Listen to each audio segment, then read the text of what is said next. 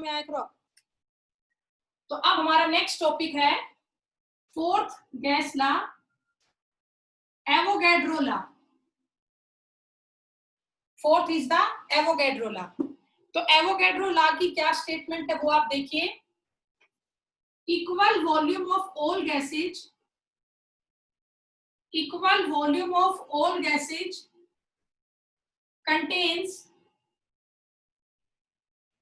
equal number of molecules। ये chapter 1 में भी था ये लॉ आपका, दोबारा करवा रही हूं। Equal volume of all gases contain equal number of molecule at constant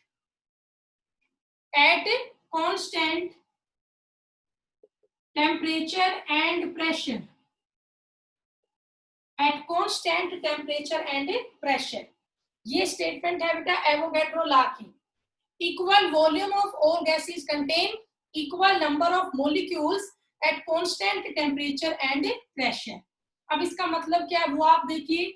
जो V है volume of gas molecule, that is proportional to number of molecule. V proportional to क्या है N। एट कांस्टेंट यहाँ पे टेम्परेचर है और pressure है। Constant यहाँ पे क्या है, टेम्परेचर और प्रेशर।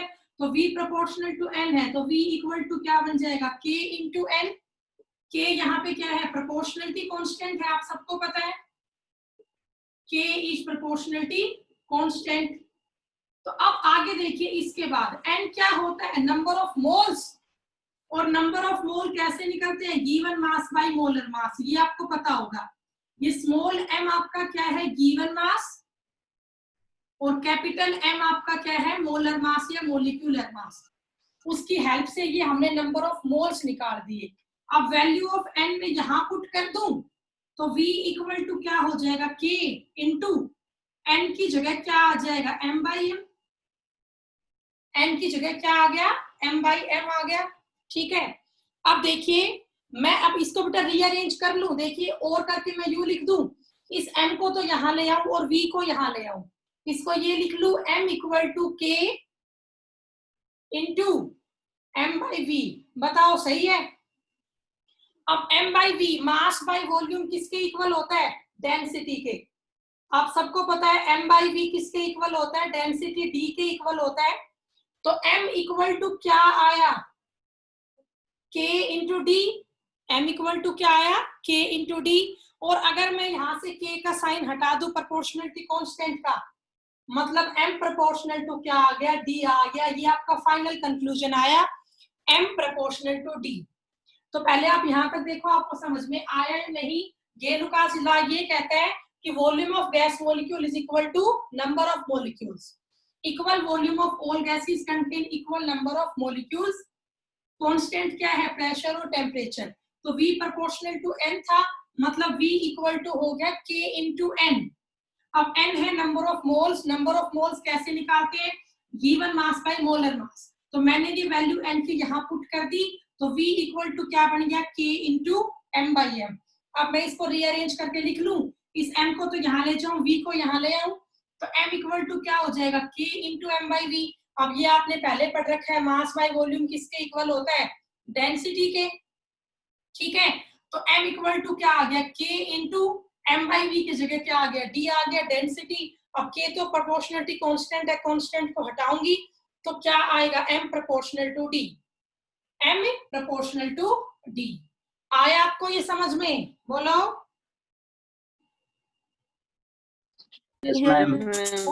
सभी कर लोगे। तो अब यहाँ पे एक लाइन में बोल रही हूँ, आप लोग खुद लिख लो। M प्रोपोर्शनल टू D आया, तो इससे कंक्लूजन ये निकला, mass of a gas is directly proportional to density of gas. खुद लिख लो, mass of a gas is directly proportional to density of a gas. और आपको पता भी है जब डेंसिटी कब बढ़ेगी, जब मास तो बढ़े और वॉल्यूम घटे। जितना मास बढ़ेगा उतनी गैस की डेंसिटी ज्यादा होती है। Mass of a gas is directly proportional to density of a gas. ठीक है, ये सभी कर लें। अब बताओ मैं इसको रब कर दूं, बोलो भी, रब कर दूं मैं इसको। Yes ma'am. Okay, mass of a gas is directly proportional to volume of a gas. तो ये आपका फोर्थ लॉ हुआ, एवोगैड्रो लॉ। अब यहाँ पर कुछ कंडीशंस है वो आप लोगों को याद करनी है। वो कंडीशन क्या है देखिए, एसटीपी कंडीशन। एसटीपी का मतलब होता है स्टैंडर्ड टेम्परेचर प्रेशर। बेटा कई बार न्यूमेरिकल में एसटीपी लिखा आ जाता है, तो आपको एसटीपी के हिसाब से स्टैंडर्ड लेना है, टेम्परेचर भी और प्रेशर भी। तो मैं आपको बता दूं, एसटीपी कंडीशन पे टेम्परेचर टी होता है 0 डिग्री सेल्सियस। टी कितना होता है? 0 डिग्री सेल्सियस। प्रेशर होता है 1 एटमोस्फियर। एटीएम का मीनिंग क्या होता है? एटमोस्फियर। और वॉल्यूम आपकी होती है 22.4 लीटर, या ये कह सकती हूँ 22,400 मिलीलीटर। ठीक है, ये आप लोग याद कर ले, ये आपका स्टैंडर्ड टेम्परेचर, प्रेशर और वॉल्यूम है। स्टैंडर्ड टेम्परेचर होता है 0 डिग्री सेल्सियस, प्रेशर होता है 1 एटमोस्फियर और वॉल्यूम होती है 22.4 लीटर या 22,400 मिलीलीटर।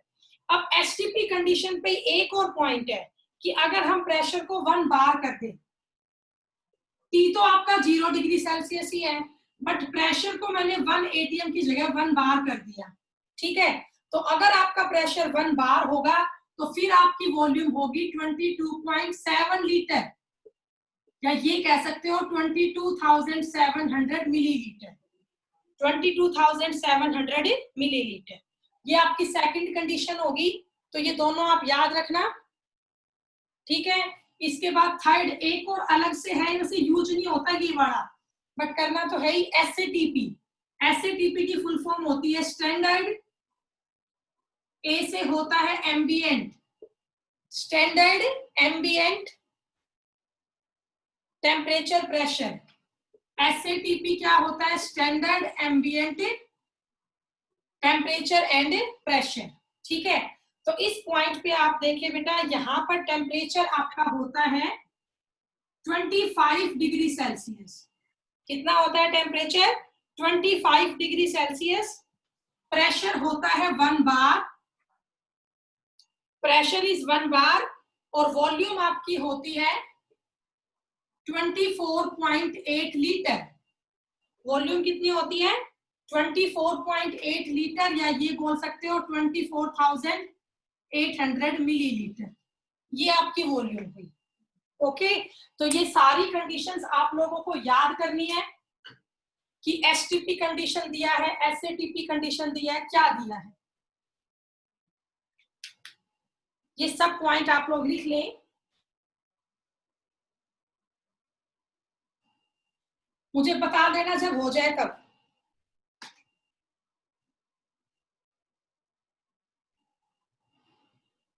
हो गया? Yes ma'am. Yes ma'am. तो ये सारी बातें एसटीपी कंडीशन पे क्या टेम्परेचर होता है, प्रेशर एटीएम में है तो वॉल्यूम क्या लेंगे, प्रेशर बार में है तो वॉल्यूम क्या लेंगे। ठीक है, तो ये सब आप लोगों की न्यूमेरिकल में हेल्प करेगी। तो अब तक बेटा हमने 4 गैस लॉज पढ़ लिए, Boyle's law, Charles law, Gay Lussac law और एवोगैड्रो लॉ। अब इन चारों गैस लॉ को कंबाइन करके हम एक इक्वेशन बनाएंगे जिसको हम बोलेंगे आइडियल गैस इक्वेशन, जिसे हम क्या कहेंगे? Ideal gas equation. तो मैं इसको रब कर दूं भाई, हो गया? Yes ma'am. ठीक है, तो अब इसके बाद आप लोग हेडिंग डाल लें, combined gas law. Combined gas law, सारे गैस लॉ को कंबाइन करेंगे, उससे हमारी बनेगी आइडियल गैस इक्वेशन, जिसका हम यूज तो मैं पहले ही करवा रही थी आपको, पीवी इक्वल टू एनआरटी। बेटा आप ग्राफ में इसका यूज कर रहे थे ना, तो अब समझाऊंगी पीवी इक्वल टू एनआरटी कैसे आता है। बहुत ही आसान टॉपिक है, 2 मिनट में समझ जाओगे। करवाऊं? देखिए ध्यान से, अकॉर्डिंग टू बॉयल्स लॉ, सबसे पहले बॉयल्स लॉ की बात करते हैं। बॉयल्स लॉ में क्या कांस्टेंट होता है? टेम्परेचर। टी तो होता है कांस्टेंट, और जो वॉल्यूम है वो इनवर्स में होती है किसके? प्रेशर। ये हो गया आपकी इक्वेशन 1। ठीक है, अब next according to Charles law, Charles law में क्या कांस्टेंट होता है? प्रेशर, ठीक है, और यहाँ पे वॉल्यूम डायरेक्टली प्रोपोर्शनल होती है टेम्परेचर के। ये इक्वेशन 2 आपकी होगी। फिर थर्ड आप लोग छोड़ दो, गेलुकास लॉ को नहीं लोगे। फिर आप लोग fourth law according to Avogadro law, according to Avogadro law. तो एवोगैड्रो लॉ की स्टेटमेंट के अकॉर्डिंग P और T तो क्या होते हैं? कांस्टेंट, और V प्रोपोर्शनल टू होता है N, नंबर ऑफ मॉलिक्यूल के। ये होगी इक्वेशन नंबर 3। आपको ये तीनों पॉइंट मैंने समझा दिए हैं, पहले टॉपिक पूरा करवा देती हूँ, फिर डाउट हो तो पूछ लेना। अब आप कंबाइन कर दो equation 1, 2 and 3। Combine equation 1, 2 and 3। तो तीनों को कंबाइन करूंगी तो कहीं ना कहीं ये आ रहा है V इनवर्स में। पहले में 1/P के है, दूसरे में डायरेक्ट है T के, तीसरे में डायरेक्ट है N के। हो गया, तो V इज इक्वल टू मैंने कर दिया R 1/P into T into N। R यहाँ पे गैस कांस्टेंट है। अब मैं इस P को यहाँ ले जाऊं V के पास, क्रॉस मल्टीप्लाई करके, तो ये PV बन जाएगा, P इंटू V, और इस साइड क्या क्या बच गया? NRT। इस साइड क्या बच गया? NRT बच गया। PV इक्वल टू हो गया NRT। मैं बता दूं R यहाँ पर क्या है? प्रोपोर्शनलिटी कांस्टेंट है, जिसको हम क्या बोलेंगे? Gas constant. R को हम यहाँ पे क्या बोलेंगे? गैस कांस्टेंट बोलेंगे। बताओ भैया, आपको समझ में आई ये इक्वेशन? Yes ma'am. आपको तो अब इसको लिख ले, समझ सबको समझ में आ गया? तो किसी को डाउट है तो पूछ ले बेटा, कोई भी डाउट है तो। गेलुकास लॉ क्यों नहीं लिया बेटा क्योंकि उसमें क्या कांस्टेंट होता है? वॉल्यूम। उसमें क्या कांस्टेंट होती है? वॉल्यूम। और आप देखो हम यहाँ सब में किसकी रिलेशनशिप ले रहे हैं? वॉल्यूम की ले रहे हैं, इसीलिए छोड़ दिया उसको, क्योंकि उसमें वॉल्यूम कांस्टेंट होता है। ठीक है,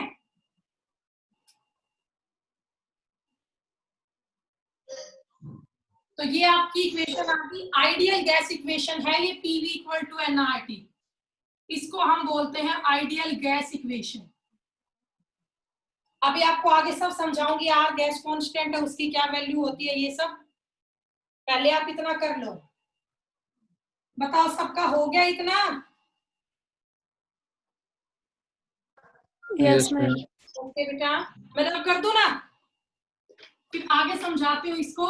अब यहाँ पर एक रिलेशनशिप है, आइडियल गैस इक्वेशन से होगा। तो अब आप लोग हेडिंग डालो, ideal gas equation, ideal gas equation in terms of density.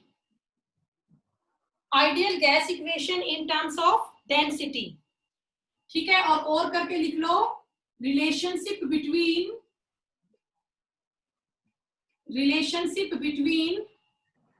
Density and molar mass of gas. बहुत आसान टॉपिक है, 2 मिनट में हो जाएगा। Relationship between density and molar mass of a gas.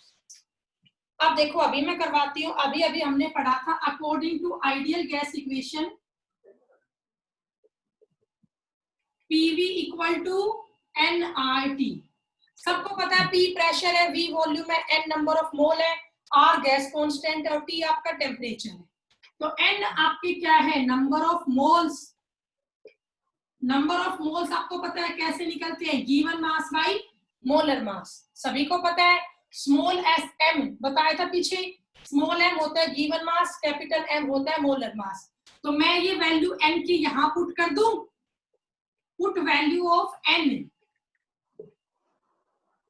In equation 1, तो क्या बन जाएगा? PV is equal to n की जगह क्या आ गया? m/n RT। अब मैं इसको रीअरेंज करके यू लिख लूं, आपका हो तो इस m को यहां ले जाऊं, v को यहां ले आऊं, तो P into m is equal to m/v RT, m/v RT। अब आप सबने पढ़ रखा है मास बाय वॉल्यूम किसके इक्वल होता है? डेंसिटी के। तो m/v तो किसके इक्वल हो गया? d के इक्वल हो गया। बताओ। तो अब मैं आगे यहां से कर रही हूँ बेटा। तो आपका ये आ गया PM is equal to M/V की जगह क्या आ जाएगा DRT। PM इक्वल टू क्या आ गया DRT आ गया। आप लोगों को यहां तक समझ में आया होगा। P है प्रेशर, M है मोलिकुलर मास। ठीक है, तो M में मोलर मास निकालने का फॉर्मूला क्या हुआ DRT डिवाइड क्या बेटा M जो है मोलर मास वो किसके इक्वल आया DRT अपॉन P के इक्वल आया। ठीक है, ये डेंसिटी निकालने का फॉर्मूला क्या हो गया D निकालने का फॉर्मूला यहां से क्या आया PM/RT।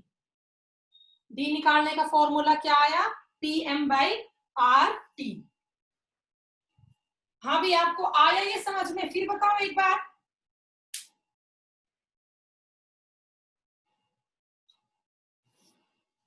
भाई आइडियल गैस इक्वेशन थी PV equal to nRT। N होता है number of moles. Number of moles कैसे निकलते हैं given mass by molar mass. ठीक है, तो small m by capital M हो गया। अब मैंने ये वैल्यू N की इक्वेशन 1 में रख दी, तो PV इज इक्वल टू ये हो गया M/M RT। अब मैं इसको रीअरेंज कर लूं, M को तो यहाँ भेज दिया, V को यहाँ ले आई, तो PM इक्वल टू क्या बन गया M/V RT। अब M/V किसके इक्वल होता है डेंसिटी D के, तो ये क्या बन जाएगा PM इक्वल टू DRT बन गया। तो M इक्वल टू क्या हो गया DRT अपॉन में P आ जाएगा, या आपको डेंसिटी निकालनी है D, तो D का फॉर्मूला क्या हो जाएगा PM अपॉन RT। मतलब ये आपके न्यूमेरिकल्स के फॉर्मूला आ गए। ठीक है, इनकी हेल्प से आप क्या करोगे न्यूमेरिकल्स करोगे। आ गया समझ में, बताओ। Yes ma'am. ठीक है, सभी ने नोट डाउन कर लिया हो तो मैं आपको वैल्यू ऑफ R और बता देती हूँ। Yes ma'am. हो जाएगा, ठीक है बेटा, तो मैं इस साइड तरफ कर देती हूँ। Value of R gas constant मैं आपको बता देती हूँ कि क्या क्या वैल्यू होती है R की। वैल्यू ऑफ R फिर बताऊंगी कब कौन सी वैल्यू अप्लाई करोगे। R मतलब क्या होता है गैस कांस्टेंट होता है। तो सबसे पहली वैल्यू R की 0.0821 लीटर एटमॉस्फेयर पर केल्विन पर मोल। एक तो ये वैल्यू होती है R की, दूसरी वैल्यू ये होती है R की 0.083 बार डेसीमीटर क्यूब पर केल्विन पर मोल।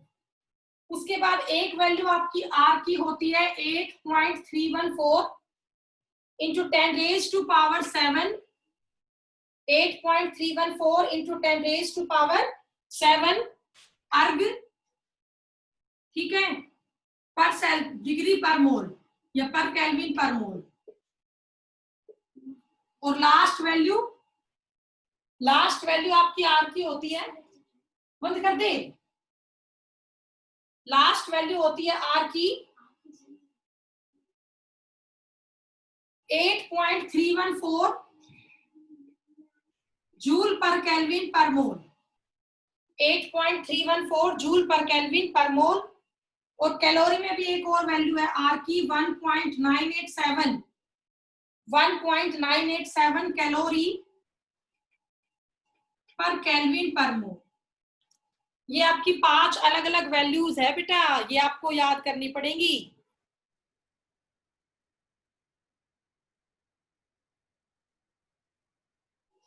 तो देखिए बेटा 5 वैल्यूज है R की, यहाँ पे क्या क्या है। फर्स्ट आपकी है 0.0821, जब आपकी वॉल्यूम लीटर में दिया होगा, जब न्यूमेरिकल में वॉल्यूम लीटर में होगा और प्रेशर एटमॉस्फेयर में होगा। जब न्यूमेरिकल में वॉल्यूम लीटर में होगी और प्रेशर एटमॉस्फेयर में होगा तो आप R की ये वैल्यू लोगे 0.0821। अगली बात, जब आपका प्रेशर बार में होगा और वॉल्यूम डेसीमीटर क्यूब में होगी। जब प्रेशर बार में होगा तो वैल्यू ऑफ R आप लेंगे 0.083। उसके बाद बेटा अगर आपकी यहाँ पे एनर्जी की बात है, मान लो अर्ग में है, तो 8.314 इंटू 10 की पावर 7 अर्ग, और जूल में सिर्फ 8.314, क्योंकि आप लोगों को पता होगा 1 जूल किसके इक्वल होता है, 10 की पावर 7 अर्ग के। तो जूल में तो सिर्फ क्या होता है 8.314, लेकिन अर्ग में क्या हो जाएगा 8.314 इंटू 10 की पावर 7 अर्ग हो जाएगा। ठीक है, और लास्ट वैल्यू कैलोरी में आर की क्या होती है 1.987 कैलोरी पर केल्विन पर मोल। ओके, आया समझ में इतना? तो अभी अब इस टॉपिक को मैं पूरा कर देती हूँ, 2 मिनट और लगेगी। न्यूमेरिकल का फॉर्मूला और निकाल लेती हूँ अभी मैं। देखिए ध्यान से, अभी मैंने आपको ये पढ़ाया पीवी इक्वल टू NIT, ये आइडियल गैस इक्वेशन थी। अब मैं कह दूं इफ मान लो नंबर ऑफ मोल इक्वल है 1 के, तो पीवी किसके इक्वल आ जाएगा RT के। पीवी किसके इक्वल आ जाएगा RT के। तो मैं इसको यूं लिख लूं PV by T is equal to R। अब R तो आपको पता है क्या होता है, कांस्टेंट होता है, तो इसका मतलब तो ये बन गया PV by T is equal to constant. PV by T is equal to constant.